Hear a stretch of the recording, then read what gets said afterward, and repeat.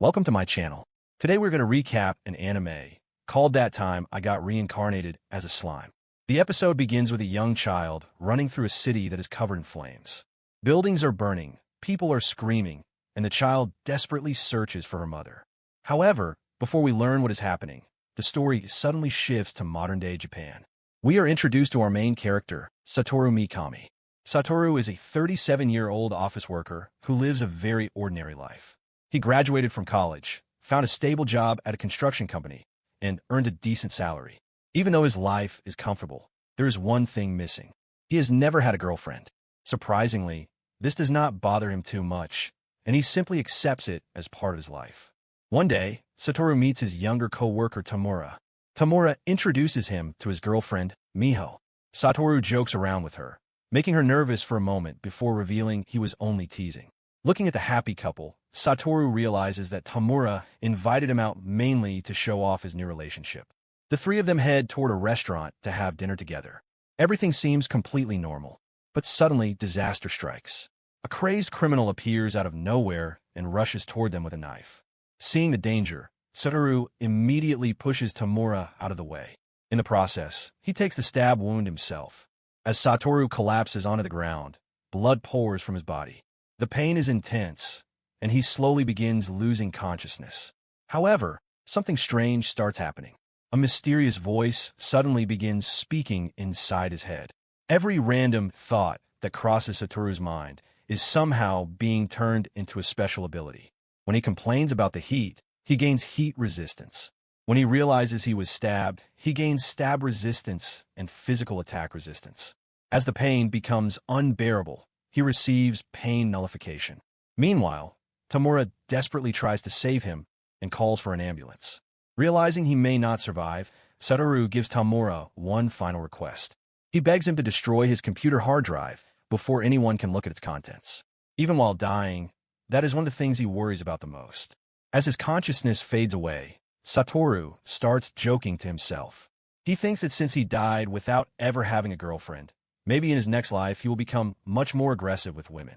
Immediately, the mysterious voice grants him a powerful ability called Predator. Then Satoru remembers the joke that older virgins become sages. Somehow, this causes him to gain the Sage skill, which quickly evolves into the much stronger Great Sage skill. Soon after, Satoru finally dies. When he wakes up again, everything is completely dark. At first, he thinks he may be in a hospital, but something feels wrong. He cannot see anything. He cannot speak. He cannot feel his arms or legs. He does not even seem to have a human body anymore. As he explores his surroundings, he discovers that he can move by bouncing around. He also realizes that he can absorb plants and dissolve them inside his body. Confused and shocked, Satoru slowly comes to an unbelievable conclusion. He has been reincarnated as a slime.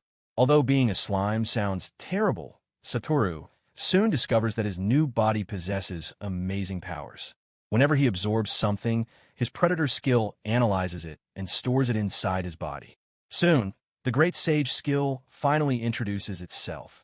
It explains that Predator allows him to absorb objects, analyze them, copy their properties, and safely store them. Excited by this discovery, Satoru begins experimenting. He absorbs large amounts of rare medicinal plants called Hippocratic herbs. Great Sage explains that these herbs are valuable ingredients used to create healing potions. After collecting herbs, Satoru begins absorbing magical ore as well. Great Sage explains that the cave is rich in magical energy, which has transformed ordinary minerals into valuable magic ore. While exploring deeper into the cave, Satoru accidentally falls into a large underground lake. Unable to swim, he panics for a moment.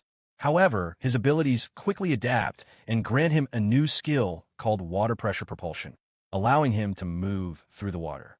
Eventually, Satoru hears a mysterious voice calling out to him. The owner of the voice seems surprised that a slime can think and communicate. Since Satoru cannot actually speak, the two begin communicating through their thoughts. The mysterious being offers to give Satoru sight. In exchange, he only asks for two simple promises. First, Satoru must not be afraid when he sees him. Second, he must visit again in the future. Satoru agrees. Following the creature's instructions, Satoru learns a new ability called Magic Sense. For the first time since being reborn, he can finally see the world around him. But the moment he sees his new acquaintance, he is completely shocked. Standing before him is a gigantic dragon.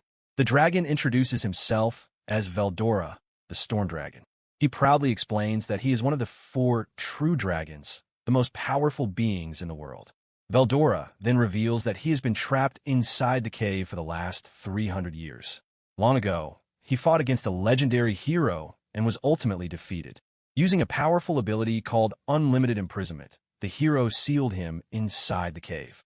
As they continue talking, Veldora explains more about the world. He tells Satoru about people who come from other worlds and gain special powers. Hearing this, Satoru realizes that his own abilities probably came from his wishes and thoughts during his death. The more they talk, the more they enjoy each other's company. Satoru begins to feel sorry for Veldora. After all, spending 300 years alone would be unbearable for anyone. So Satoru makes an unexpected proposal. He asks Veldora to become his friend. At first, Veldora pretends to act proud and refuses to answer directly. However, it quickly becomes obvious that he is happy about the offer. In the end, the two officially become friends. Satoru realizes that his old life as an ordinary office worker is completely over. He has died, been reborn as a slime, gained incredible abilities, and made friends with one of the strongest dragons in existence. A brand new adventure is about to begin. And that's where episode 1 ends.